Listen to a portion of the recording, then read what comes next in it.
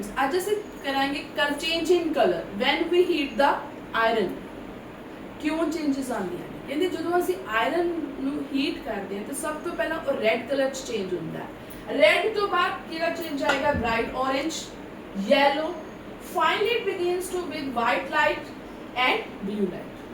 ਇਹ ਜਿਹੜਾ colour change ਹੋ ਰਿਹਾ this is only due to increase in frequency of radiations emitted on heating ਕਿ ਜਦੋਂ ਅਸੀਂ ਆਇਰਨ ਨੂੰ ਹੀਟ ਕਰਦੇ ਹਾਂ ਉਹ ਕੁਝ ਰੇਡੀਏਸ਼ਨਸ ਨੂੰ ਅਮਿਟ ਕਰਦਾ ਹੈ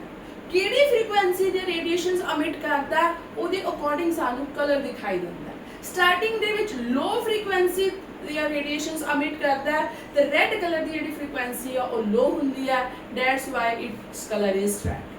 फाइनली जो ब्लू कलर आंदा है तो ब्लू कलर की ਜਿਹੜੀ ਸਾਡੇ ਕੋਲ ਹੈਗੀ ਫ੍ਰੀਕੁਐਂਸੀ ਉਹ ਕਾਫੀ ਹਾਇਰ ਫ੍ਰੀਕੁਐਂਸੀ ਆ ਤੇ ਹਾਇਰ ਫ੍ਰੀਕੁਐਂਸੀ ਦੇ ਰੇਡੀਏਸ਼ਨਸ ਜਿਹੜੇ ਰਿਲੀਜ਼ ਹੁੰਦੀਆਂ ਨੇ ਤੇ ਫਾਈਨਲੀ ਸਾਨੂੰ ਕਿਹੜਾ ਕਲਰ ਦਿਖਾਈ ਦਿੰਦਾ ਬਲੂ ਥੈਂਕ ਯੂ